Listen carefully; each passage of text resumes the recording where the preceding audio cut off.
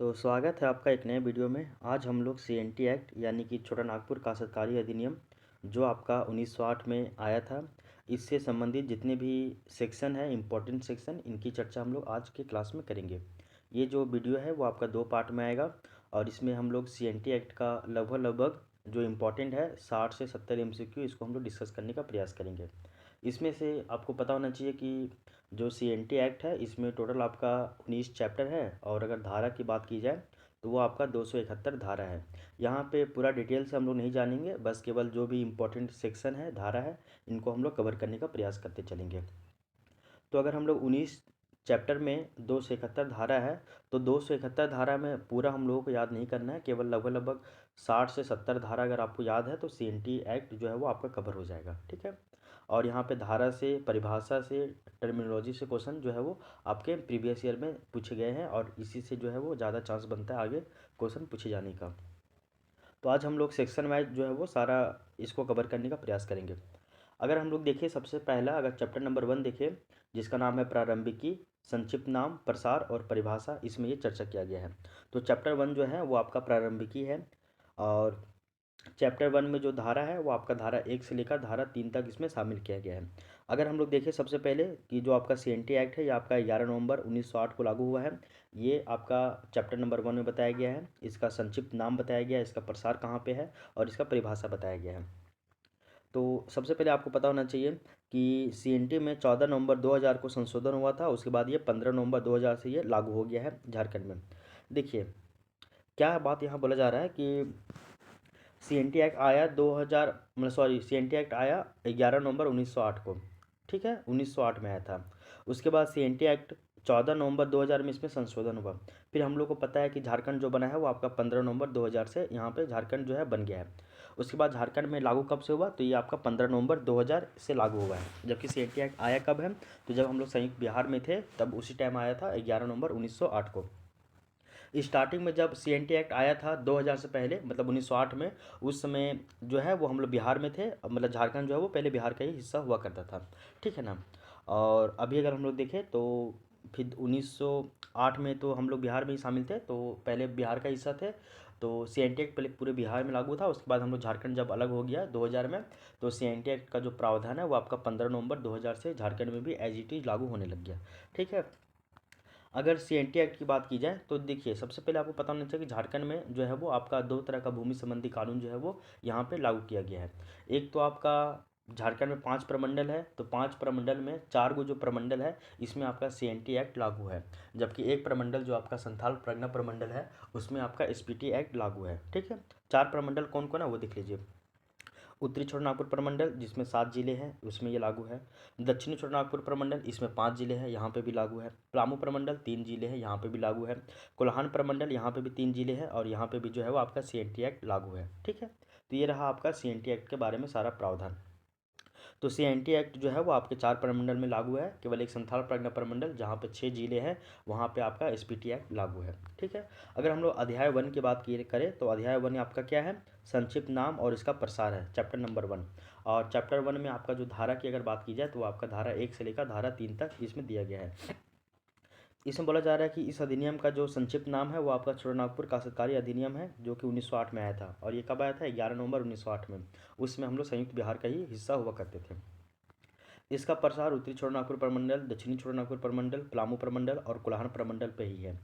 केवल एक जो है आपका संथाल प्रज्ञा प्रमंडल, वहाँ पे आपका जो है वो एसपीटी एक्ट लागू है। ठीक है। ये आपका सेक्शन 1 की कहानी था। तो सेक्शन 1 में जो है वो आपका संक्षिप्त नाम दिया हुआ है, उसका प्रसार कहाँ पे है ये सभी दिया हुआ है। ठीक है, ये सभी आपका याद रखिएगा। इसके अलावा जो सीएनटी एक्ट का जो सेक्शन 2 जो है इसको वापस ले लिया गया, यानी कि इसको निश्चित कर दिया गया है। ये अब किसी काम का नहीं, इसको पूरी तरीके से जो है वो बर्खास्त कर दिया गया है सेक्शन 2 को।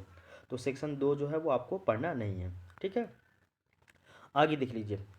अब देखिए सेक्शन 3 सीएनटी एक्ट में, अब हम लोग चलते हैं सेक्शन 3 की तरफ। सेक्शन 3 क्या है, वो है जो है सेक्शन 3, यहाँ पे आपका परिभाषा दिया हुआ है, बहुत सारे जो है वो डेफिनेशन दिया हुआ है। परिभाषा क्यों दिया हुआ है, क्योंकि आगे जब हम लोग टर्मिनोलॉजी कुछ कुछ जो मिलेगा उसको समझने में किसी भी तरह का दिक्कत ना हो, इसलिए जो है यहाँ पे परिभाषा वगैरह दिया हुआ है सेक्शन 3 में। सेक्शन 3 में क्या क्या परिभाषा दिया हुआ वो देख लीजिए। सेक्शन 3 ये परिभाषा दिया हुआ है, क्या क्या परिभाषा दिया हुआ है। तो कृषि वर्ष क्या होता है, भूगुत बंधक क्या होता है, जोत, कोड़कर, भूस्वामी, काश्तकार, लगान, चल संपत्ति, मुंडारी खुदकट्टीदार। इसके अलावा काश्तकारी किसे कहते हैं, भूधृति किसे कहते हैं, स्थायी भूधृति क्या होता है, पुनर्ग्राही भूधृति क्या होता है, ग्राम मुखिया क्या होता है, अस्थायी बंदोबस्त क्या होता है, इसके अलावा डिग्री क्या होता है। तो ये सभी जो है 15-16 को जो है वो परिभाषा दिया हुआ है, ताकि इस टॉपिक को समझने में आपको सहूलियत हो। तो ये आपका रहा चैप्टर नंबर 1।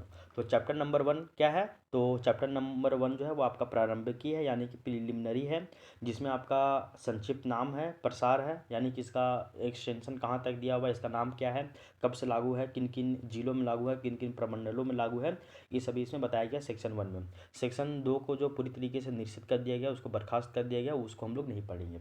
सेक्शन 3 में आपका परिभाषा दिया हुआ, 15-16 को परिभाषा दिया हुआ, उसको आपको याद रखना है। तो इस तरह से आपका जो CNT एक्ट का चैप्टर नंबर जो 1 है वो आपका यहाँ पे कंप्लीट हो गया है।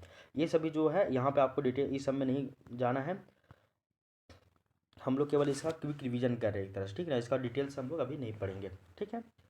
अब देख लीजिए, अगर हम लोग देखें तो CNT एक्ट में टोटल 19 चैप्टर है, जिसमें चैप्टर नंबर 1 आपका प्रारंभिकी धारा 1 से लेकर 3 ये आपका कंप्लीट हो गया है। अब हम लोग चलते हैं न्यू सेकेंड चैप्टर की ओर। सेकेंड नंबर चैप्टर क्या है, तो सेकंड चैप्टर है आपका काश्तकारों का वर्ग। सेकंड चैप्टर क्या है आपका, तो सेकंड चैप्टर है काश्तकारों का वर्ग, ठीक है ना। ये रहा काश्तकारों का वर्ग, ये आपका चैप्टर नंबर 2 है। इसमें अगर धारा की बात की जाए तो धारा ये 4 से लेकर धारा 8 तक है, ठीक है। तो चैप्टर 2 काश्तकारों के वर्ग है, जिसमें धारा 4 से लेकर धारा 8 तक शामिल किया गया है। अब सवाल उठता है कि काश्तकार का जो वर्ग है इसमें किसको किसको शामिल किया गया है। तो याद रखिएगा कि जो आपका काश्तकार का जो वर्ग है इसमें 4 तरह का जो है वो शामिल किया गया है काश्तकारों को। तो काश्तकार के वर्ग में किसको किसको शामिल किया गया है, तो 4 है, कौन कौन है वो देख लीजिए। सबसे पहले तो हम लोग काश्तकारों के वर्ग में भूधारक को शामिल करते हैं, ठीक है, पहला। दूसरा है रैयत, दूसरा रैयत को शामिल किया गया है। तीसरा है दर रैयत, जिसको हम लोग सिकमी रैयत भी कहते हैं, इसको शामिल किया गया है। और चौथा है आपका मुंडारी खुदकट्टीदार को शामिल किया गया है, ठीक है। तो क्या बोला गया है, इसको जो है वो आप थोड़ा सा ध्यान में रखिएगा। तो चैप्टर नंबर 2 काश्तकारों के वर्ग है, जो कि आपका सेक्शन 4 से लेकर सेक्शन 8 तक इसमें शामिल किया गया है, ठीक है। अब देखिए काश्तकारों के वर्ग में 4 तरह के जो है वो काश्तकार को शामिल किया गया है। पहला है भूधारक, दूसरा है रैयत, तीसरा है दर रैयत, जिसको हम लोग सिकमी रैयत भी कहते हैं, और चौथा है आपका मुंडारी खुदकट्टीदार को शामिल किया गया है। अब ये क्या होता है इसके बारे में देख लीजिए एक एक करके। सबसे पहले जो आपका भूधारक है, ये अब देखिए, जो आपके काश्तकार के वर्ग जो है इसको हम लोग आगे भी पढ़ेंगे, इसलिए आपको यहाँ से रिलेट यहाँ पे करना बहुत ज़रूरी है। सबसे पहला पॉइंट याद रखना है कि चैप्टर नंबर 2 जो है वो आपका काश्तकारों के वर्ग को इसमें बताया गया है, और इसमें जो सेक्शन है वो आपका सेक्शन 4 से लेकर सेक्शन 8 तक इसमें शामिल किया गया है। पहला बात ये याद रखिएगा। दूसरा बात ये याद रखिएगा कि काश्तकारों के वर्ग में किसको किसको शामिल किया गया है, तो 4 को शामिल किया गया है। पहला है भूधारक को, दूसरा है रैयत, तीसरा है दर रैयत, जिसको सिकमी रैयत भी कहते हैं, और चौथा है मुंडारी खुदकट्टीदार, इसको शामिल किया गया है। जो आपका भूधारक है इसका चर्चा हम लोगों को चैप्टर नंबर 3 में भी करना है, और भूधारक का जो परिभाषा है वो आपका सेक्शन 5 में भी दिया है, ठीक है। क्या बोला गया है कि भूधारक का चर्चा सेक्शन 5 में भी किया गया है और चैप्टर नंबर 3 में भी किया गया है, ठीक है। उसी तरह रैयत का परिभाषा सेक्शन 6 में दिया हुआ है, ठीक है ना। किसमें, तो सेक्शन 6 में दिया हुआ है। और रैयत को फिर 2 भागों में बांटा गया है, एक है आपका अधिभोगी रैयत और एक है आपका अनादिभोगी रैयत, यानी कि ऑक्यूपेंसी रैयत और आपका नॉन ऑक्यूपेंसी रैयत। तो ये रैयत का जो है वो 2 भागों में बांटा गया है। तीसरा है आपका दर रैयत, या फिर इसी को ही सिकमी रैयत कहा जाता है। और चौथा है आपका मुंडारी खुदकट्टीदार, ठीक है ना। और मुंडारी खुदकट्टीदार का जो परिभाषा है वो आपका सेक्शन 8 में भी दिया हुआ है, और इसका जो परिभाषा है वो आपका चैप्टर नंबर 18 में भी दिया हुआ है। तो देखिए इस तरह से रिलेट करना बहुत ज़रूरी है। काश्तकारों के वर्ग में 4 व्यक्ति शामिल हैं। आपका पहला है भूधारक। भूधारक का चर्चा सेक्शन 5 में किया गया है, मतलब कि सेक्शन 5 में भूधारक का जो है वो परिभाषा दिया हुआ है कि भूधारक क्या होता है। भूधारक यानी कि टेन्यूर होल्डर क्या है, इसका परिभाषा सेक्शन 5 में दिया हुआ है, ठीक है। और भूधारक के लिए बाकायदा एक अलग से चैप्टर भी बनाया गया है, चैप्टर नंबर 3 भूधारक ही है, टेन्यूर होल्डर है। इसके अलावा रैयत जो है, रैयत का परिभाषा जो है आपका सेक्शन 6 में दिया हुआ है। और रैयत को 2 प्रकार से बांटते हैं, एक है आपका अधिभोगी रैयत और एक है आपका अनादिभोगी रैयत। तो अधिभोगी रैयत को हम लोग चैप्टर नंबर 4 में पढ़ेंगे, और अनादिभोगी रैयत को हम लोग चैप्टर नंबर 6 में पढ़ेंगे। देखिए कैसे इसको रिलेट कीजिएगा वो देखिए। भूधारक, इसको सेक्शन 5 में इसका परिभाषा दिया हुआ है, और चैप्टर 3 में इसके बारे में डिटेल से समझाया गया है। उसके बाद रैयत सेक्शन 6 में परिभाषा दिया हुआ है। रैयत दो प्रकार का है, अधिभोगी रैयत और आपका अनाधिभोगी रैयत। अधिभोगी रैयत जो है वो आपका चैप्टर नंबर 4 है। चैप्टर नंबर 3 भूधारक है और चैप्टर नंबर 4 अधिभोगी रैयत है। क्या है? तो अधिभोगी रैयत है। इसके अलावा आ जाएगा चैप्टर नंबर सॉरी इसके बाद आ जाएगा अनाधिभोगी रैयत। उसका जो परिभाषा है वो आपका चैप्टर नंबर 6 में है। तो क्योंकि चैप्टर नंबर जो आपका 5 है वहाँ पे आपका खुदकट्टी अधिकार प्राप्त रैयत को बताया गया है चैप्टर नंबर 5 में, और चैप्टर नंबर 6 में अनाधिभोगी रैयत के बारे में बताया गया है। ठीक है। रैयत का एक और प्रकार है, यहाँ पे रैयत का एक और प्रकार है जिसको हम लोग बोलते हैं खुदकट्टी अधिकार प्राप्त रैयत। क्या है? खुदकट्टी अधिकार प्राप्त रैयत। और इसको जो है वो आपका चैप्टर नंबर 5 में शामिल किया गया है। तो ऐसे इसको याद रखिएगा। काश्तकारों के वर्ग में 4 चीज़ शामिल है। पहला है भूधारक, दूसरा है रैयत, तीसरा है दर रैयत जिसको हम लोग सिकमी रैयत भी कहते हैं, और चौथा है आपका मुंडारी खुदकट्टीदार। ठीक है। भूधारक इसका परिभाषा सेक्शन 5 में दिया हुआ है और इससे संबंधित जो चैप्टर है वो आपका चैप्टर नंबर 3 है।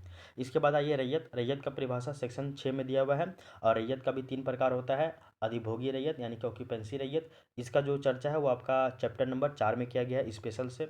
उसके बाद दूसरा आता है अनाधिभोगी रैयत यानी कि नॉन ऑक्यूपेंसी रैयत, इसका जो चर्चा है वो आपका चैप्टर नंबर 6 में किया गया है। और तीसरा आता है रैयत का प्रकार, वो है आपका खुदकट्टी अधिकार प्राप्त रैयत। ये सभी क्या है वो हम लोग आगे समझेंगे। तो खुदकट्टी अधिकार प्राप्त रैयत ये आपका चैप्टर नंबर 5 में दिया हुआ है। रैयत का ही एक प्रकार है, तो इसको चैप्टर 5 में दिया हुआ है। तो अब देख लीजिए यहाँ से इसको जो है वो आप तुरंत याद हो जाएगा आपका चैप्टर 1 से लेकर 6 तक। रुक के ज़रा सा, कंफ्यूज हो जाइएगा वरना आप। काश्तकार का वर्ग चैप्टर नंबर 2। काश्तकार के वर्ग में किसको किसको शामिल किया गया है? भूधारक को शामिल किया गया है। रुकिए, पहला है भूधारक को शामिल किया गया है, भूधारक को शामिल किया गया। दूसरा है रैयत को शामिल किया गया। तीसरा है दर रैयत या फिर सिकमी रैयत को शामिल किया गया। चौथा है आपका मुंडारी खुदकट्टीदार को शामिल किया गया है। ठीक है। इसके बाद आइए भूधारक का जो चर्चा है वो आपका सेक्शन 5 में भूधारक का परिभाषा दिया हुआ है और सेक्शन 3 में चैप्टर 3 में पूरा भूधारक यानी कि टेन्यूर होल्डर के बारे में डिटेल से बताया गया है सेक्शन ये चैप्टर नंबर 3 में। उसके बाद आइए रैयत। रैयत जो है वो आपका 3 प्रकार का है, अधिभोगी रैयत, फिर अनाधिभोगी रैयत और आपका खुदकट्टी अधिकार प्राप्त रैयत। ठीक है। अब देखिए अधिभोगी रैयत जो है इसके लिए आपका चैप्टर नंबर 4 है। ठीक है। चैप्टर 3 भूधारक है, चैप्टर 4 अधिभोगी रैयत है, चैप्टर 5 फिर आगे देखेंगे। उसके बाद अधिभोगी रैयत चैप्टर 4 में है। इसके अलावा जो अनाधिभोगी रैयत है ये आपका चैप्टर नंबर 6 में दिया हुआ है। इसके अलावा रैयत का एक और प्रकार है खुदकट्टी अधिकार प्राप्त रैयत, इसका जो है परिभाषा या इसका जो है ये चर्चा चैप्टर नंबर 5 में किया गया है। तो चैप्टर 2 तक तो हम लोग आ ही गए थे काश्तकारों के वर्ग। चैप्टर नंबर 3 क्या है? भूधारक। चैप्टर नंबर 4 क्या है? अधिभोगी रैयत। चैप्टर नंबर 5 क्या है? तो खुदकट्टी अधिकार प्राप्त रैयत। और चैप्टर नंबर 6 क्या है? तो अनाधिभोगी रैयत। ये देखिए याद हो गया ना तुरंत, चैप्टर 1 से लेकर चैप्टर 6 तक। काश्तकारों के वर्ग में ही जो जो शामिल है उसी से ही आपका अलग अलग चैप्टर बन रहा है। ठीक है। इसके अलावा देख लीजिएगा दर रैयत के अलावा भूधारक रैयत, दर रैयत और आपका मुंडारी खुदकट्टीदार है। मुंडारी खुदकट्टीदार का जो चर्चा है वो आपका सेक्शन 8 में किया गया है और आपका चैप्टर 18 में भी किया गया है। तो सेक्शन 8 और चैप्टर 18 आपका मुंडारी खुदकट्टीदार से संबंधित है। तो सेक्शन 8 और आपका चैप्टर 18 मुंडारी खुदकट्टीदार से संबंधित है। तो यहाँ देखिए तुरंत आपको कितना कितना याद हो गया है। अगर धारा की अगर बात की जाए तो काश्तकार का वर्ग धारा 4 से लेकर धारा 8 तक है। सबसे पहले याद रखिए कि धारा 4 में आपका काश्तकार का वर्ग बताया गया है जिसमें बोला गया है कि भूधारक यानी कि टेन्यूर होल्डर, रैयत, दर रैयत और मुंडारी खुदकट्टीदार ये चारों जो है वो काश्तकार के वर्ग में आएंगे। इसके अलावा जो रैयत है रैयत का 3 प्रकार बताया गया है। पहला है अधिभोगी रैयत यानी कि ऑक्यूपेंसी रैयत, इसका जो चर्चा है वो आपका चैप्टर नंबर 4 में किया गया है। ठीक है। उसके अलावा दूसरा है अनाधिभोगी रैयत यानी कि नॉन ऑक्यूपेंसी रैयत, इसका जो चर्चा है वो आपका चैप्टर नंबर 6 में किया गया है। इसके बाद तीसरा जो रैयत का प्रकार है खुदकट्टी अधिकार प्राप्त रैयत, इसका जो चर्चा है वो आपका चैप्टर नंबर 5 में किया गया है। क्लियर। भूधारक रैयत दो गो हो गया। तीसरा है दर रैयत या फिर इसी को बोलते हैं हम लोग सिकमी रैयत, ये भी आपका काश्तकार के वर्ग में आ जाएगा। और चौथा हो जाएगा मुंडारी खुदकट्टीदार, ये जो है वो आपका सेक्शन 8 में भी इसका परिभाषा दिया हुआ है और ये चैप्टर नंबर 18 में है। क्लियर। तो सेक्शन 4 काश्तकार के वर्ग। ठीक है। क्लियर। सेक्शन 5 जो है अभी बताया गया, सेक्शन 5 में भूधारक का जो है वो परिभाषा दिया गया है। तो सेक्शन 5 में भूधारक का परिभाषा दिया हुआ है और सेक्शन 6 में रैयत का प्रकार बताया गया है और रैयत का प्रकार 3 गो है। कौन कौन? दर रैयत है, मतलब सॉरी, अधिभोगी रैयत है, अनाधिभोगी रैयत है और खुदकटी अधिकार प्राप्त रैयत है। तो अधिभोगी रैयत का जो है वो चैप्टर नंबर 4 है, अनाधिभोगी रैयत का चैप्टर नंबर 6 है और खुदकटी अधिकार प्राप्त रैयत जो है वो उसका चैप्टर नंबर 5 है। ठीक है, ये आपका रैयत भी हो गया। दर रैयत या सिकमी रैयत आ जाएगा और चौथा आपका मुंडारी खुदकटीदार है, जिसका परिभाषा सेक्शन नंबर 8 में दिया हुआ है और ये आपका चैप्टर नंबर 18 में भी दिया हुआ है। क्लियर? तो इस तरह से देखिएगा, तुरंत ये आपका चैप्टर 1 और चैप्टर 2 जो है वो तुरंत याद हो जाएगा और साथ ही साथ आपका 1 2 3 4 5 6 और इसके बाद 7 छोड़ के 8, तो 8 वो चैप्टर भी तुरंत आपको याद हो जाएगा यहीं पे तुरंत। तो काशतकार के वर्ग में चैप्टर ये धारा 4 काशतकार के वर्ग, धारा 5 भूधारक का अर्थ, धारा 6 रैयत का अर्थ, धारा 7 खुदकटी अधिकार प्राप्त रैयत यानी कि मीनिंग ऑफ रैयत हैविंग खुदकटी राइट्स। ठीक है, और धारा 8 क्या है? तो मुंडारी खुदकटीदार का अर्थ है। ठीक है, मुंडारी खुदकटीदार का अर्थ, ये भी आपको समझ में आ गया है। अब देखिए, बार बार एक जो वर्ड आ रहा है यहाँ पे कि मुंडारी खुदकटीदार क्या होता है या फिर खुदकटी अधिकार युक्त रैयत क्या होता है, ये सभी जो वर्ड आ रहे हैं ना, इसको हम लोग समझिए।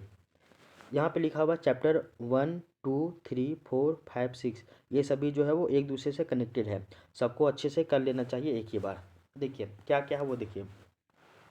चैप्टर नंबर 1 क्या बताया गया? आपका प्रारंभिकी, जिसमें धारा 1 से लेकर धारा 3 तक। धारा 1 में आपका नाम प्रसार इसका कहाँ पे है ये सभी बताया गया। धारा 2 निश्चित कर दिया गया। धारा 3 में आपका परिभाषा दिया हुआ है। इसके बाद चैप्टर नंबर 2 क्या है? काश्तकारों के वर्ग, जिसमें धारा 4 काश्तकार के वर्ग 4 गो शामिल है। भूधारक है, रैयत है, दर रैयत है, उसके अलावा मुंडारी खुदकटीदार है, 4 गो हो गया।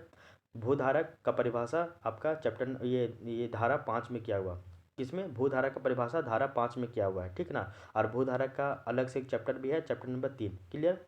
अब आइए, इसके बाद आ जाएगा आपका रैयत। रैयत जो है वो आपका 3 प्रकार का, अधिभोगी रैयत, अनाधिभोगी रैयत और आपका खुदकटी अधिकार प्राप्त रैयत। तो अधिभोगी रैयत जो है वो आपका चैप्टर नंबर 4 में है, अनाधिभोगी रैयत चैप्टर नंबर 6 में है और खुदकटी अधिकार प्राप्त रैयत चैप्टर नंबर जो है वो आपका 5 में है। यहाँ तक क्लियर हो जाएगा।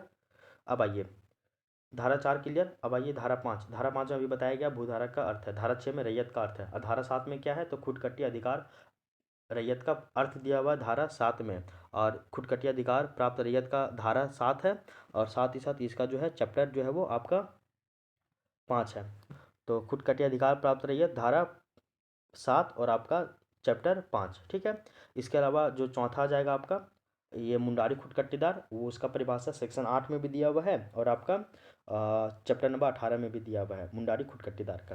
क्लियर? आगे देखिए, आप कुछ कुछ यहाँ पे देख लीजिए कि अधिभोगी रैयत किसे कहते हैं, अनाधिभोगी रैयत किसे कहते हैं, भूधारक किसे कहते हैं, रैयत किसे कहते हैं, मुंडारी खुदकटीदार किसे कहते हैं, खुदकटी अधिकार युक्त रैयत किसे कहते हैं, ये सभी टर्मिनोलॉजी आप जो है वो एक बार में समझ लीजिए। जिसे भूमि में अधिभोग का अधिकार है, यानी कि जिसे भूमि में अधिभोग का अधिकार है उसे हम लोग अधिभोगी रैयत कहते हैं और जिसे भूमि में अधिभोगाधिकार प्राप्त नहीं है उसको हम लोग अनाधिभोगी रैयत कहेंगे। सिंपल सी बात है, अगर आप कहीं पे रूम लीजिएगा तो बदले में आप उसको पैसा दीजिएगा रूम रेंट लेने के लिए मालिक को और आप उस रूम में फिर रह सकते हैं। तो हम रूम खरीदे हैं, पैसा दे रहे बदले में, उस रूम में हम रह रहे हैं, तो हम क्या हो जाएंगे? अधिभोग करने का अधिकार हमको प्राप्त है। क्यों? क्योंकि हम उसके बदले में उसको रेंट दे रहे हैं, तो हम कहलाएंगे वैसे में अधिभोगी रैयत। जो व्यक्ति रेंट नहीं दे रहा है तो ऐसे में कोई दूसरा व्यक्ति आके उस घर में या फिर उस रूम में रह सकता है नहीं, तो उसको बोलेंगे अनाधिभोगी रैयत। क्लियर? इसको याद रखिएगा। इसके अलावा जो एक और वर्ड आता है आपका वो नेक्स्ट है, वो है आपका भूधारक। भूधारक क्या होता है तो वो देख लीजिए। भूधारक का जो परिभाषा है वो आपका चैप्टर नंबर 2 में दिया हुआ है। भूधारक का परिभाषा चैप्टर नंबर 2 में दिया हुआ है। कहाँ पे? सेक्शन 5 में दिया हुआ है। किसमें? धारा 5 में है। और इससे संबंधित जो उपबंध है वो आपका चैप्टर नंबर 3 में दिया हुआ है। देखिए, भूधारक के बारे में बताया है कि धारा 4 में काश्तकार का वर्ग है, धारा 5 में भूधारक का अर्थ है, धारा 6 में रैयत का अर्थ है, धारा 7 में खुदकटी अधिकार रैयत क्या होता है उसको बतलाया गया है और चैप्टर ये धारा 8 में आपका मुंडारी खुदकटीदार का अर्थ बतलाया गया है। ठीक है, यहाँ तक क्लियर। और भूधारक के बारे में जितना भी उपबंध है वो आपका धारा सॉरी चैप्टर 3 में दिया हुआ है। और रैयत के बारे में हम लोग तो दिख ही रहे हैं। और आपका जो रैयत का जो प्रकार है अधिभोगी रैयत, अनाधिभोगी रैयत और खुदकटी अधिकार प्राप्त रैयत, तो अधिभोगी रैयत के लिए आपका जो है वो चैप्टर 4 है, अनाधिभोगी रैयत के लिए चैप्टर जो है वो आपका 6 है और खुदकटी अधिकार प्राप्त जो रैयत है उसके लिए जो है वो आपका चैप्टर 5 है। क्लियर? आगे देखिए, भूधारक किसको कहते हैं? तो जिसको टैक्स कलेक्ट करने का अधिकार होता है, यानी कि टैक्स का जो कलेक्शन करता है व्यक्ति, उसी को ही हम लोग जो है वो भूधारक कहते हैं। तो जिसे टैक्स कलेक्ट करने का अधिकार होता है उसी को हम लोग जो है वो भूधारक कहते हैं। रैयत क्या होता है वो समझ लीजिए। रैयत जो है वो एक तरह का काश्तकारी होगा, बट बोला जा रहा है कि ओनली उस भूमि पर कृषि कार्य ही करेगा। देखिए, रैयत क्या होता है? रैयत जो है वो एक तरह से काश्तकार है। काश्तकार किसको कहते हैं? देख लीजिए, एक तरह से हमको रूम चाहिए, हम लेने के लिए गए रूम, जैसे कि रांची में रूम लेने के लिए गए हैं, तो मकान मालिक से मिले हैं, बदले में उसको पैसा दे रहे हैं और हम रूम लेके वहाँ पे रह रहे हैं, ठीक है ना। एक तरह से हम क्या हो जाएंगे? काश्तकार। ठीक उसी तरह कोई व्यक्ति किसी को ज़मीन चाहिए, तो वो ज़मीन जाके खरीदा किसी व्यक्ति से, खेती करने के लिए ज़मीन खरीदा है, ठीक ना, खेती करने के लिए खरीदा है, तो आपका रैयत कहलाएगा। तो रैयत जो है वो एक तरह से काश्तकार ही है, यानी कि रेंटर ही है, और वो उस भूमि पे जो भूमि खरीदेगा उस पर केवल वो कृषि कार्य करेगा, ऐसा नहीं कि वो दूसरा कार्य करेगा, ठीक है। इसके अलावा एक वर्ड याद रखिएगा, मुंडारी खुटकट्टीदार। मुंडारी खुटकट्टीदार क्या होता है वो अभी आपको बताएंगे। याद रखिएगा कि मुंडारी खुटकट्टीदार जो है वो ना ही रैयत के अधीन आएगा, ना ही भूधारक के अधीन आएगा। तो मुंडारी खुटकट्टीदार रैयत के अधीन नहीं आता है, और मुंडारी खुटकट्टीदार जो है वो आपका भूधारक के भी अंतर्गत नहीं आएगा। तो मुंडारी खुटकट्टीदार भूधारक के अंतर्गत नहीं आएगा, और मुंडारी खुटकट्टीदार रैयत के भी अधीन नहीं आएगा, इसको आप याद रखिएगा। खुटकट्टी अधिकार प्राप्त रैयत अलग है, और मुंडारी खुटकट्टी दोनों अलग अलग बात है। क्या है? तो देखिए, मुंडारी खुटकट्टीदार किसको कहते हैं वो अलग चीज़ है, और खुटकट्टी अधिकार युक्त रैयत ये भी अलग चीज़ है। दोनों के बारे में देखिए, थोड़ा सा एक बार क्विक रिवीजन कर लीजिए। यहाँ पे सेक्शन 4 हम लोग पढ़े थे चैप्टर नंबर 2 में। सेक्शन 4 क्या है? तो इसमें काश्तकारों के 4 गो वर्ग बताए गए हैं। कौन कौन है? पहला है भूधारक, दूसरा है रैयत, तीसरा है दर रैयत, और चौथा है आपका मुंडारी खुटकट्टी दार। क्लियर? सेक्शन 5 में जो है वो आपका भूधारक का परिभाषा दिया गया है। भूधारक किसको बोला गया है? जिसको टैक्स कलेक्ट करने का अधिकार है उसको हम लोग भूधारक कहेंगे। सेक्शन 6 क्या है? तो वहाँ पे सेक्शन 6 में, धारा 6 में रैयत का अर्थ बताया गया है। रैयत क्या होता है कि भूमि पे जो कृषि कार्य करता है, सामान्य परिभाषा में जो किसान है वही आपका रैयत कहला रहा है। तो जो भूमि खरीद रहा है, भूमि पे खेती कर रहा है, कृषि कार्य कर रहा है, तो उसी को हम लोग रैयत कहेंगे, ठीक है। रैयत भी जो है वो दो तरह से हो जाता है, धारा 6 क्लॉज 2, धारा 6 क्लॉज 3, ये सब याद मत रखिए, ये इंपॉर्टेंट नहीं है, इसको हटा दीजिए। तो सेक्शन 6 में रैयत का अर्थ है जो भी कृषि कार्य कर रहा है वही आपका, वो याद रखिएगा। तो रैयत के अंतर्गत वैसे व्यक्ति को शामिल किया जाता है कि जिन्हें खेती करने के लिए भूमि धारण करने का अधिकार प्राप्त हो। तो जो खेती करने के लिए भूमि ले रहा है वही आपका रैयत कहलाएगा। अब भूधारक क्या है? तो भूधारक जो है वो कि ऐसे व्यक्ति से है कि जो अपनी या फिर दूसरे की ज़मीन खेती कार्य करने के लिए धारण किए हुए हो और उसका लगान चुकाता हो, ठीक ना। भूधारक ये हो जाता है, मतलब भूधारक समझिए कि जो लगान ले रहा है, बस इतने समझिए, ठीक है, भूधारक। और रैयत का समझिए कि जो है किसान है, जो खेती करने के लिए भूमि लिया है, ठीक है।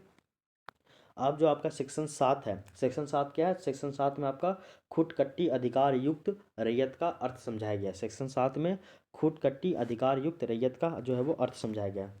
सपोज कीजिए कि जो है ए जो है एक गांव है, और यहाँ पे खुटकट्टी ज़मीन है। खुटकट्टी ज़मीन किसको कहते हैं? देख लीजिए, मुंडाओं के द्वारा जंगलों को साफ करके खेती योग्य बनाया गया जो ज़मीन है उसको हम लोग खुटकट्टी ज़मीन कहते हैं। और ठीक उसी तरह उरांव जनजाति के द्वारा जंगलों को साफ करके जो खेती करने के लिए जो खेती युक्त जो भूमि बनाई गई है उसको हम लोग जो है वो आपका भूंयरी ज़मीन कहते हैं। तो खुटकट्टी ज़मीन मुंडा की ज़मीन हो जाएगी, और भूंयरी ज़मीन जो है वो उरांव की ज़मीन हो जाएगी। तो खुटकट्टी ज़मीन यानी कि मुंडा की ज़मीन है। तो बोला जा रहा है कि ए जो है एक गांव है, यहाँ पे जो है वो खुटकट्टी ज़मीन है। अब बी गांव से कोई जो व्यक्ति है वो यहाँ पे आया है, अब बोला है कि देखिए दो गांव है, एक गांव का नाम है ए और एक गांव का नाम है बी। ए का जो गांव है वहाँ पे खुटकट्टी ज़मीन है, यानी कि मुंडाओं की ज़मीन है। अब बी गांव से कोई मुंडा आया है, अब बोलता है कि इतना ज़मीन ज़मीन हमको दे दीजिए खेती करने के लिए, ठीक है ना, कि कुछ ज़मीन हमको दे दीजिए खेती करने के लिए।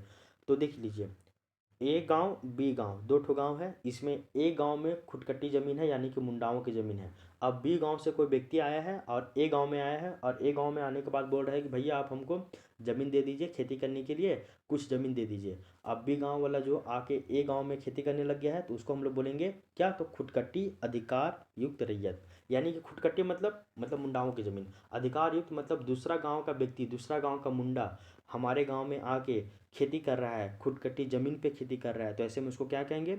खुटकट्टी अधिकार युक्त रैयत। क्या कहेंगे? रैयत। रैयत क्यों कह रहे हैं? क्योंकि वो खेती कर रहा है, खेती काम करने के लिए वो भूमि ले रहा है, तो उसको हम लोग रैयत समझेंगे। और खुटकट्टी क्यों कहेंगे? खुटकट्टी अधिकार प्राप्त युक्त रैयत क्यों कहेंगे? तो क्योंकि वो मुंडा की ज़मीन है और वो दूसरे गाँव का मुंडा हमारे गाँव में आके खेती कर रहा है, तो उसको हम लोग जो है वो आपका खुदकट्टी अधिकार युक्त रैयत कहेंगे। अगर अगर मेरे गांव का ही अगर कोई मुंडा है, वो मेरे गांव में ही जो खुदकट्टी ज़मीन है अगर वहीं पे खेती करेगा, तो उसको हम लोग बोलेंगे मुंडारी खुदकट्टीदार। उसको क्या कहेंगे? मुंडारी खुदकट्टीदार कहेंगे। लेकिन अगर दूसरे गांव का व्यक्ति हमारे गांव में आके खेती करेगा, मुंडा वो भी है और खुदकट्टी ज़मीन ये भी है, तो ऐसे में उसको हम लोग कहेंगे खुदकट्टी अधिकार प्राप्त या फिर खुदकट्टी अधिकार युक्त रैयत। तो उसको अधिकार मिल रहा है खेती करने के लिए हमारे गांव में, इसलिए उसको बोलेंगे खुदकट्टी अधिकार युक्त रैयत। और हमारे गांव का मुंडा है और वो अपने ही गांव में खेती कर रहा है खुदकट्टी ज़मीन पे ही, तो उसको हम लोग बोलेंगे मुंडारी खुदकट्टीदार। क्लियर? तो मुंडारी खुदकट्टीदार का परिभाषा आपका सेक्शन 8 में दिया हुआ है, और खुदकट्टी अधिकार युक्त रैयत का जो परिभाषा है वो आपका सेक्शन 7 में दिया हुआ है। ये इंपॉर्टेंट था और यहीं पे ज़्यादा कन्फ्यूजन होता है, इसलिए आप इसको समझ लीजिएगा। क्लियर? आगे देखिए, सेक्शन 8 में क्या बोला गया है कि मुंडारी खुदकट्टीदार का अर्थ बतलाया गया है। सेक्शन 8 में मुंडारी खुदकट्टीदार का अर्थ बतलाया गया है, और सेक्शन 7 में खुदकट्टी अधिकार युक्त रैयत का अर्थ बतलाया गया है। दोनों याद हो जाएगा। तो अब देखिए, कहने का मतलब उसी गांव का मुंडा और उसी गांव में ही खुदकट्टी ज़मीन पे अगर खेती कर रहा है तो उसको हम लोग बोलेंगे मुंडारी खुदकट्टीदार। और दूसरे गांव का मुंडा आके और इस गांव का जो है वो खुदकट्टी ज़मीन पे अगर खेती कर रहा है तो उसको हम लोग बोलेंगे खुदकट्टी अधिकार युक्त रैयत। क्लियर? ये हो जाएगा। सेक्शन 7 यहाँ पे खुदकट्टी अधिकार युक्त रैयत बतला रहा है, यानी कि उसको अधिकार मिल रहा है दूसरे गांव का मुंडा को, तो वहाँ पे अधिभोग का सिचुएशन यानी कि ऑक्यूपेंसी राइट मिल रहा है। और यहाँ पे सेक्शन 8 जो है मुंडारी खुदकट्टीदार, यहीं इसी गांव का जो मुंडा है वो खुदकट्टी ज़मीन पे खेती कर रहा है, उसको हम लोग बोलेंगे मुंडारी खुदकट्टीदार। यानी कि ये धारित का सिचुएशन बतला रहा है, यानी कि जो भूमि को धारण कर रहा है उसका सिचुएशन बतला रहा है। और सेक्शन 7 में ऑक्यूपेंसी का यानी कि अधिभोग का जो है वो सिचुएशन बतला रहा है, यानी कि दूसरे गांव का मुंडा के हमारे गांव में खेती कर रहा है, उसको हम लोग बोलेंगे अधिभोग का सिचुएशन। और सेक्शन 8 अधिभोग ये धारित का सिचुएशन। क्लियर? तो इस तरह से जो है वो आपका चैप्टर नंबर 2 आपका कंप्लीट हो गया। चैप्टर नंबर 2 बहुत ही ज़्यादा पेचीदा है, अगर आप चैप्टर नंबर 2 बढ़िया समझ जाइएगा तो चैप्टर 3 याद हो जाएगा, चैप्टर 4 याद हो जाएगा, 5 याद हो जाएगा, इसके अलावा चैप्टर नंबर 8 याद हो जाएगा, तुरंत याद हो जाएगा। 6 भी याद हो जाएगा, 7 नहीं 8 याद हो जाएगा तुरंत। तो देखिए, एक बार फिर से क्विक जो है वो रिकॉल करते हैं हम लोग क्या क्या बोले हैं अभी तक। तो सबसे पहले चैप्टर 1 प्रारंभिकी है, धारा 1 से लेकर धारा 3 तक। चैप्टर नंबर 2 काश्तकार के वर्ग है, यानी कि क्लास ऑफ टेनेंट है। काश्तकार के वर्ग में 4 को शामिल किया गया है, भूधारक को, रैयत को, दर रैयत को और आपका मुंडारी खुदकट्टीदार को शामिल किया गया है। क्लियर? धारा 4 में काश्तकार के वर्ग है। ठीक है, यहाँ पे क्लियर हो गया। भूधारक, फिर रैयत है, फिर दर रैयत है, फिर आपका मुंडारी खुदकट्टीदार है। रैयत यहाँ पे जो है इसका 3 गो जो है वो रैयत का 3 ठो प्रकार है, अधिभोगी रैयत, अनाधिभोगी रैयत और आपका खुदकट्टी अधिकार युक्त रैयत। ठीक है, क्या बोले? खुदकट्टी अधिकार युक्त रैयत। तब देख लीजिए, यहाँ पे जो आपका अधिभोगी रैयत है, सबसे पहले तो जो आपका भूधारक है उसका परिभाषा सेक्शन 5 में भी दिया हुआ है, और भूधारक के लिए अलग से चैप्टर नंबर 3 है। क्लियर? रैयत का देखिएगा तो रैयत का परिभाषा धारा 6 में दिया हुआ है, ठीक ना। और रैयत का जो 3 गो प्रकार है उसके लिए अलग से चैप्टर बनाया गया है। पहला अधिभोगी रैयत यानी कि ऑक्यूपेंसी रैयत, दूसरा अनाधिभोगी रैयत और तीसरा है खुदकट्टी अधिकार युक्त रैयत। तो अधिभोगी रैयत के लिए चैप्टर नंबर 4 है, और अनाधिभोगी रैयत के लिए चैप्टर नंबर जो है वो 6 है। कितना है? तो चैप्टर नंबर 6 है। अधिभोगी रैयत के लिए चैप्टर नंबर 4 और अनाधिभोगी रैयत के लिए चैप्टर नंबर 6 है। और आपका जो खुदकट्टी अधिकार युक्त रैयत है उसका जो परिभाषा है वो आपका सेक्शन 7 में दिया हुआ है। खुदकट्टी अधिकार युक्त रैयत का परिभाषा सेक्शन 7 में दिया हुआ है, और उसके लिए एक चैप्टर भी बनाया गया है, वो चैप्टर है आपका चैप्टर नंबर जो है वो आपका 5 है। फिर ठीक है ना, क्या है? तो चैप्टर नंबर वो आपका 5 है, खुदकट्टी अधिकार प्राप्त रैयत, ये इसके लिए सेक्शन 7 है और इसके लिए चैप्टर 5 है। क्लियर हो जाएगा। इसके अलावा जो आपका अनाधिभोगी रैयत है, नॉन ऑक्यूपेंसी रैयत है, उसके लिए आपका चैप्टर नंबर 6 दिया हुआ है अनाधिभोगी रैयत के लिए। ठीक है, यहाँ तक क्लियर हो जाएगा आपका। और आपका जो लास्ट जो बच रहा है आपका, वो क्या बोलते हैं, मुंडारी खुदकट्टीदार। तो मुंडारी खुदकट्टीदार का जो परिभाषा है वो आपका चैप्टर नंबर 18 में दिया हुआ है और सेक्शन 8 में दिया हुआ है। ठीक है, तो इस तरह से देखिएगा कि चैप्टर 1 और चैप्टर 2 तुरंत याद हो जाएगा। और अगर हम लोग अगर चैप्टर की बात करें तो इसी से बहुत सारे चैप्टर आगे निकल रहे हैं। तो चैप्टर 1 प्रारंभिकी, धारा 1 से लेकर धारा 3 तक। चैप्टर 2 क्या हो जाएगा? काश्तकारों के वर्ग, धारा 4 से लेकर धारा 8 तक। तीसरा हो जाएगा भूधारक, चैप्टर नंबर 3 भूधारक, जो कि सेक्शन 9 से लेकर सेक्शन 15 तक है। चैप्टर नंबर 4 क्या है? तो रैयत है, रैयत का सेक्शन कितने से है, रैयत जो है वो आपका चैप्टर नंबर 4 में है, धारा 16 से लेकर धारा 36 तक है। और सेक्शन 5 जो है वो आपका खुदकट्टी अधिकार प्राप्त रैयत है। क्या है, तो खुदकट्टी अधिकार प्राप्त रैयत है सेक्शन 5, जिसके लिए धारा जो है वो 37 दिया हुआ है। सेक्शन सेक्शन सॉरी धारा अगर 7 की बात कीजिएगा तो धारा 7 जो है वो आपका, धारा 7 छोड़िए, धारा 8 देखिए, धारा जो 8 है वो आपका, धारा 8 में बताया कि संजोत और भूधृति के पट्टे और अंतरण, इसके बारे में धारा 8 है जो कि 44 से 51 है। और चैप्टर नंबर 9 जो है वो लगान के बारे में साधारण जितने भी उपबंध किए गए हैं वो धारा 51 का से लेकर 63 तक शामिल है चैप्टर नंबर 9 में। अगर याद नहीं हो रहा तो इतना छोड़ दिए। आपको चैप्टर 1 याद हो गया है, चैप्टर 2 अच्छे से याद हो गया है, चैप्टर 3 भूधारक है, ये 9 से लेकर 15 तक है, याद रखिएगा। चैप्टर 4 अधिभोगी रैयत है 16 से लेकर 36 तक, ठीक ना। चैप्टर 4 के बाद चैप्टर 5 है खुदकट्टी अधिकार प्राप्त रैयत, ये आपका धारा इसमें 37 दिया हुआ है। और धारा 6 जो है वो आपका अनाधिभोगी रैयत है, और अनाधिभोगी रैयत के लिए धारा 38 से लेकर धारा 42 तक इसमें शामिल किया गया है। तो धारा मतलब ये चैप्टर 6 तक तो याद हो गया बढ़िया से आपको, इसमें किसी भी तरह का कोई भी दिक्कत नहीं होना चाहिए, ठीक है। अब हम लोग चैप्टर 2 अच्छे से याद हो गया आपको। अब हम लोग चैप्टर नंबर 3 की तरफ चलते हैं। 1 मिनट रुकिएगा ज़रा सा। अब जो है वो हम लोग चैप्टर नंबर 3 देखेंगे। चैप्टर नंबर 3 क्या है, तो वो आपका भूधारक है, यानी कि टेन्योर होल्डर है। भूधारक यानी कि टेन्योर होल्डर के बारे में अभी आपको बतलाया गया था, भूधारक के बारे में अभी आपको समझाया ही गया था। क्या समझाए थे कि जो आपका काश्तकार का वर्ग है इसमें आपका भूधारक है, रैयत है, दर रैयत है और मुंडारी खुदकट्टीदार है। रैयत का परिभाषा जो है आपका चैप्टर नंबर रैयत का परिभाषा सेक्शन 5 में दिया हुआ है, और इसके लिए चैप्टर बाकायदा 3B अलग से दिया हुआ है। तो परिभाषा दिया हुआ है सेक्शन 5 में भूधारक का, और उसके बारे में जितना भी उपबंध है भूधारक से संबंधित वो आपका चैप्टर नंबर 3 में दिया हुआ है, ठीक है। और चैप्टर 3 जो है वो आपका धारा 9 से लेके धारा क्या बोलते हैं 15 तक जो है वो स्टार्ट होता है, मतलब 15 तक जाता है, धारा 9 से लेके 15 तक। तो जितना भी इम्पोर्टेंट है इसको हम लोग कवर कर लेते हैं चैप्टर नंबर 3 को। तो चलिए अब हम लोग चैप्टर नंबर 3 को जो है वो देखते हैं।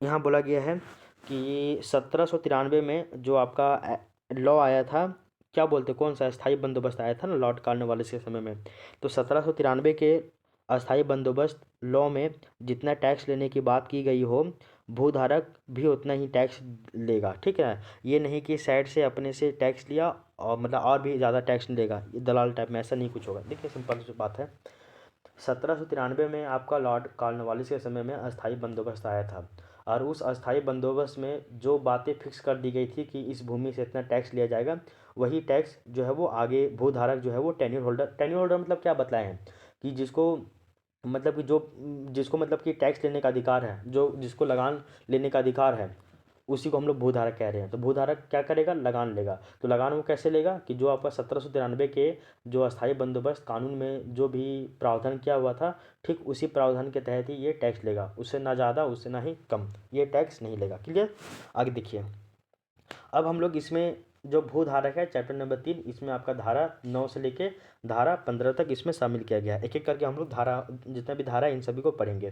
धारा 9 जो है वो आपका भूधारक, इसमें धारा 9 में बोला गया है कि जो भूधारक है वो लगान वृद्धि के लिए कब दायी नहीं होगा, यानी कि भूधारक जो है वो बढ़ा हुआ लगान कब नहीं देगा, कब देगा, किन सिचुएशन में देगा, किन सिचुएशन में नहीं देगा, ये सभी बात जो है धारा 9 में बोला गया है। तो धारा 9 बोला गया है कि टेन्यूर होल्डर यानी कि भूधारक बढ़ा हुआ लगान नहीं देगा। ओके, तो जो बढ़ा हुआ जो भूधारक जो है वो बढ़ा हुआ लगान किसी भी कीमत में नहीं देगा, जो अमाउंट फिक्स था उतना ही पैसा देना है। यानी कि 1793 का जो आपका अस्थाई बंदोबस्त जो एक्ट लाया गया था लॉर्ड कॉर्नवालिस के समय में ही, तो उसी में ही जितना अमाउंट फिक्स किया गया था लगान के लिए, ठीक वही जो अमाउंट है वो आपका यहाँ पे देना होगा, ठीक है।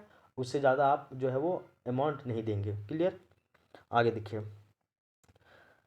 ये आपका सेक्शन 9 बोलता है, सेक्शन 9 बोलता है क्या कि टेन्योर होल्डर यानी कि भूधारक जो है वो बढ़ा हुआ लगान नहीं देगा, ठीक है ना। बढ़ा हुआ जो लगान है वो नहीं देगा भूधारक, जो अमाउंट फिक्स है 1793 के एक्ट में, ठीक वही अमाउंट रहेगा, उसके अलावा नहीं होगा। धारा 10 आइए, धारा 9 का भी है। धारा 9 का क्या है कि भूधारक या फिर ग्राम मुखिया के लगान में वृद्धि। तो बोला जा रहा है कि भूधारक या फिर ग्राम मुखिया का लगान केवल उपायुक्त के पास दिए गए आवेदन पर पारित या फिर राजस्व अधिकारी के द्वारा पारित आदेश से ही बढ़ाया जा सकता है। बोला जा रहा है कि भूधारक और जो ग्राम मुखिया का जो लगान है, भूधारक या फिर जो ग्राम मुखिया है उसका जो लगान है वो केवल उपायुक्त के उपायुक्त बोलेगा तब, या फिर जो राजस्व अधिकारी है रेवेन्यू ऑफिसर यही बोलेगा तब। यानी कि जब भूधारक और जो ग्राम मुखिया है वो या तो उपायुक्त की सलाह पे या फिर राजस्व अधिकारी के ऑर्डर पे जो है वो बढ़ा हुआ लगान देगा, अदरवाइज वो किसी भी स्थिति में नहीं देगा। ये किस में बोला गया? नो काम में बोला गया, क्लॉज काम में। तो धारा 9 में बोला गया है कि भूधारक जो है बढ़ावा लगान नहीं देगा, जो भी अमाउंट फिक्स था 1793 के अस्थायी बंदोबस्त एक्ट में सेम वही देना होगा। इसके अलावा 9 काम में बोलता है कि जो आपका भूधारक है और जो ग्राम मुखिया है वो बढ़ावा लगान नहीं देगा, और वो देगा कब देगा? जब वो राजस्व अधिकारी या फिर उपायुक्त जब उसको बोलेगा देने के लिए तभी बढ़ा सकता है। ये सेक्शन 9 और सेक्शन 9 क्लॉज काम में बतलाया गया है। अब आइए सेक्शन 10। सेक्शन 10 भी थोड़ा सा इंपॉर्टेंट है। सेक्शन 10 बोला गया कि 1869 में आया था आपका छोटानागपुर भूदिरीति अधिनियम। तो बोला जा रहा है कि 1869 का जो छोटानागपुर भूदिरीति अधिनियम था उसी अधिनियम के तहत भुइंरी जमीन किसको बोलते हैं? तो उरांवों की ज़मीन को भुइंरी ज़मीन कहते हैं और मुंडाओं की ज़मीन को खुदकट्टी ज़मीन कहते हैं। तो बोला जा रहा है कि 1869 ईस्वी में जो आपका छोटानागपुर भूदिरीति अधिनियम आया था उसके तहत जो आपका भुइंरी ज़मीन है यानी कि उरांवों की जो ज़मीन है जिसका रजिस्ट्रेशन हो गया है उसको टैक्स नहीं देना पड़ेगा, यानी कि उसमें आप टैक्स नहीं बढ़ा सकते हैं। सिंपल सी बात याद रखिएगा कि जो भी भुइंरी ज़मीन है यानी कि उरांवों की ज़मीन है उनका छोटानागपुर भूदिरीति अधिनियम 1869 में जिनका जिनका रजिस्ट्रेशन हो गया है वो व्यक्ति अब बढ़ा हुआ लगान नहीं देगा। ठीक है, ये धारा 10 में बोला गया है। धारा 9 में क्या बोला है कि जो टेन्यूर होल्डर है वो बढ़ा हुआ लगान नहीं लेगा या नहीं देगा। कब नहीं देगा? जो अमाउंट फिक्स था जितना 1793 में ठीक वही देगा। 9 काम में है कि भूधारक और जो ग्राम मुखिया है वो उसके लगान में वृद्धि होगा। कब होगा वृद्धि? जब उपायुक्त बोल दे या फिर राजस्व अधिकारी बोल दे। क्लियर?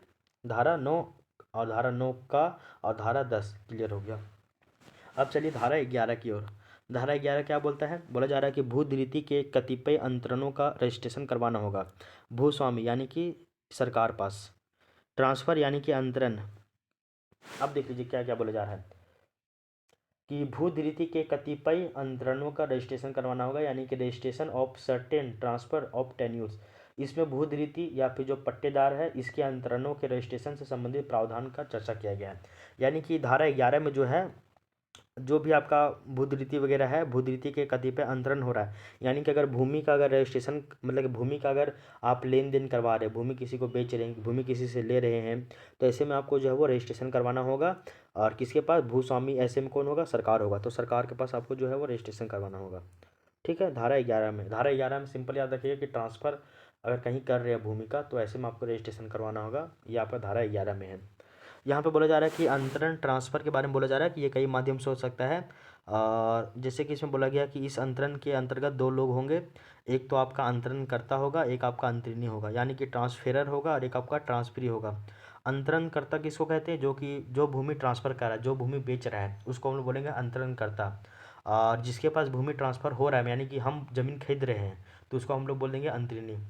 जो व्यक्ति हमको भूमि बेच रहा है वो हो जाएगा अंतरणकर्ता यानी कि ट्रांसफेरर। और जो यानी कि हम ज़मीन खरीद रहे हैं, ज़मीन मेरे पास आ रहा है तो उसको बोल देंगे अंतरिणी यानी कि ट्रांसफेरी। और इसमें बताया जा रहा है कि जो ज़मीन खरीदेगा यानी कि हम ज़मीन खरीद रहे हैं यानी कि हम अंतरिणी हैं, तो ऐसे में अंतरिणी का ही जिम्मेवारी होगा कि वो भूमि का रजिस्ट्रेशन करवाए, ना कि अंतरणकर्ता का। जो भूमि बेच रहा है यानी कि अंतरणकर्ता ये कभी भी भूमि का रजिस्ट्रेशन नहीं करवाएगा।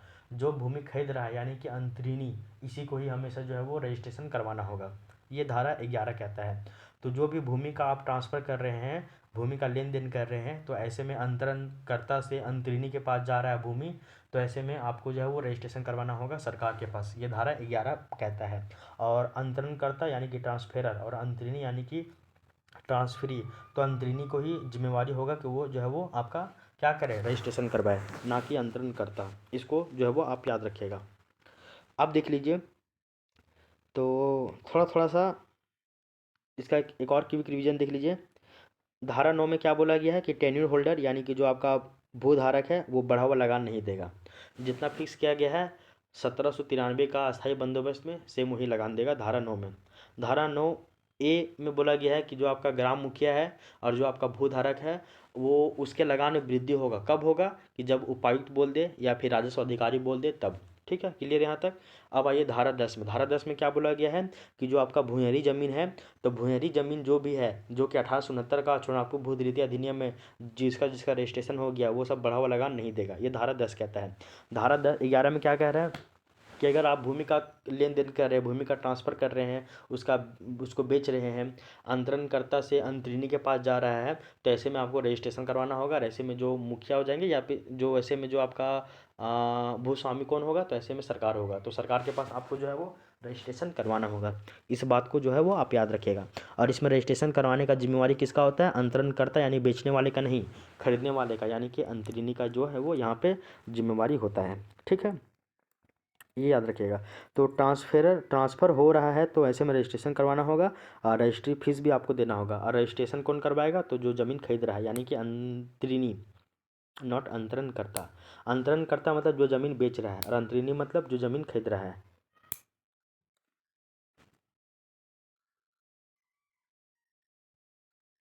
ठीक है, तो इसको जो है वो आप थोड़ा सा ध्यान में रख लीजिएगा। तो ये आपका section 9, section 9A, section 10, section 11 यहाँ तक क्लियर हो गया है। अब चलिए सेक्शन 11 तो हो ही गया। अब चलिए हम लोग सेक्शन 12 की ओर चलते हैं। सेक्शन 12 में बोला गया कि भूधृति के अंतरण का रजिस्ट्रेशन अनुज्ञात करने से भूस्वामी का इनकार के द्वारा इनकार करने पर प्रक्रिया। अगर देख लीजिए, अगर जो भूस्वामी है वो रजिस्ट्री करने से इनकार कर देगा, तो आप ऐसे में उपायुक्त के पास जा सकते हैं। ठीक ना। अगर देख लीजिए, यहाँ बोला जा रहा है कि अभी धारा 11 में बोला गया ना, धारा 11 में सिंपल बताया गया है कि जो है अगर आप भूमि का ट्रांसफ़र कर रहे हैं, तो ऐसे में आपको जो है वो रजिस्ट्री करवाना होगा। और रजिस्ट्री कौन करवाएगा? अंतरणकर्ता नहीं, बल्कि अंतरिनी कराएगा रजिस्ट्री। क्या है कि उसी का जो ज़मीन खरीद रहा है उसी को जो है वो रजिस्ट्रेशन करवाना होगा। ऐसे में बोला जा रहा है कि अगर वो जो है वो अगर ये करने से मना कर देता है, तो ऐसे में आप उपायुक्त के पास जा सकते हैं। ठीक है, तो सिंपल सी बात याद रखिएगा। यदि कोई भूस्वामी धारा 11 के प्रावधानों के तहत, यानी कि जो रजिस्ट्रेशन करवाना है, अगर उसका पालन नहीं करता है, अगर वो नहीं करवा रहा है, तो ऐसे में जो अंतरिनी जो है, अंतरिनी या फिर उसका जो उत्तराधिकारी है, वो उपायुक्त के पास आवेदन दे सकता है तथा जांच उच करवा सकता है उपायुक्त। उसके बाद नियमों के अनुसार आदेश जो है वो पारित करेगा, जिसमें यह घोषित करेगा कि अंतरण जो है वो राष्ट्रीयकृत समझा जाए। बाद में जो उपायुक्त दखल देगा, वो जांच पड़ताल करेगा, फिर वो घोषित करेगा कि ये जो है ज़मीन रजिस्ट्री हो गया है या फिर नहीं हो गया, वो सारा जो है वो उपायुक्त देखेगा। फिर सिंपल सी बात बोले गए हैं कि जो ज़मीन बेच रहा है उसको हम लोग बोलेंगे अंतरणकर्ता, और जो ज़मीन खरीद रहा है, जिसके पास ज़मीन आ रहा है, उसको बोलेंगे अंतरिनी। क्लियर। अंतरिनी में एक बात याद रखिएगा कि जो अंतरिनी होगा, जिसके पास ज़मीन आ रहा है, जो ज़मीन खरीद रहा है, उसी को ही जो है वो ये करवाना होगा। क्या? तो उसको जो है वो आपका रजिस्ट्रेशन करवाना होगा। ठीक है। और अगर ऐसे में अंतरिनी तो रजिस्ट्रेशन करवाना चाह रहा है, लेकिन भूस्वामी जो ज़मीन बेच रहा है, अंतरण करता, अगर वो ज़मीन मतलब ज़मीन के लिए रजिस्ट्रेशन करवाने से मना कर देता है, तो ऐसे में जो अंतरिनी है वो आपका किसके पास जा सकता है? तो वो गवर्नमेंट के पास, मतलब ये उपायुक्त के पास जा सकता है। उसके बाद उपायुक्त जो है वो इसको मतलब कि ऑर्डर देगा। ये धारा जो है वो आपका 12 यहाँ पे हो गया है। धारा 12 ये हो गया है। अब चलिए धारा 13 की ओर। धारा 13 क्या है कि जो सूचना है वो आपका भूस्वामी को भूधृति का विभाजन पर। अच्छा, धारा 13 बोला जा रहा है कि भूधृति का विभाजन या फिर लगान का वितरण। यहाँ पे बोला जा रहा है कि यदि किसी भूधृति का विभाजन होता है या फिर उसका वितरण होता है, तो इसकी जो सूचना है वो भूस्वामी को रजिस्ट्रीकृत डाक में, मतलब डाक से भेज दिया गया हो, तो उस भूमि का लगान भूस्वामी द्वारा देय होगा। एक मिनट रुकिएगा ज़रा सा, हमको भी थोड़ा सा कन्फ्यूजन हो रहा है इस बात को लेकर। धारा 13, धारा 13 में सिंपल याद रखिएगा ना कि यदि कोई अगर जो भूधृति का अगर विभाजन हो रहा है, यानी कि भूमि का अगर बंटवारा हो रहा है, आधा ज़मीन इसका, आधा ज़मीन उसका, या फिर भूमि का अगर किसी को बेच दे रहे हैं, तो ऐसे में जो सूचना है आपको सूचना देना होगा भूस्वामी को। ऐसे में जो है वितरण की जो सूचना है भूस्वामी को रजिस्ट्रीकृत डाक से भेज दिया गया हो। तो अगर भूस्वामी को अगर आप सूचना नहीं दिए, तो ऐसे में दिक्कत होगा, है ना। तो ऐसे में आपको सूचना देना होगा। और यदि किसी भूधृति के विभाजन या फिर वितरण की सूचना भूस्वामी को रजिस्ट्रीकृत डाक से भेज दिया गया हो, तो उस भूमि का लगान भूस्वामी द्वारा देय होगा। यदि भूस्वामी ऐसे विभाजन या वितरण के लगान पर आपत्ति करता है तो इसके लिए उपायुक्त के पास आवेदन आप जो है वो कर सकते हैं। अच्छा, सिंपल सी बात याद रखिएगा ना कि अगर भूमि का ट्रांसफर करे, लेन देन करे, तो ऐसे में आपको सूचना देना होगा। तो सूचना वाला जो है ना, सूचना देना होगा भूस्वामी को। ये आपका धारा 6 में कर रहे हैं। कब? तो अगर भूधिरिति का विभाजन कर रहे हैं या भूधिरिति का वितरण कर रहे हैं तो ऐसे में आपको सूचना देना होगा भूस्वामी को। किसको? तो भूस्वामी को जो है वो सूचना देना होगा। ठीक है, ये धारा 13 कहता है, सिंपल याद रखिएगा। अब चलिए धारा 14।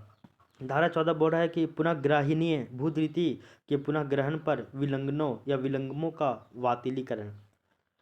कहने का मतलब है, अगर कोई जमीन जो पुनःग्रहण योग्य हो और अपने पुनःग्रहण की तिथि पर पुनःग्रहित हो जाएगी।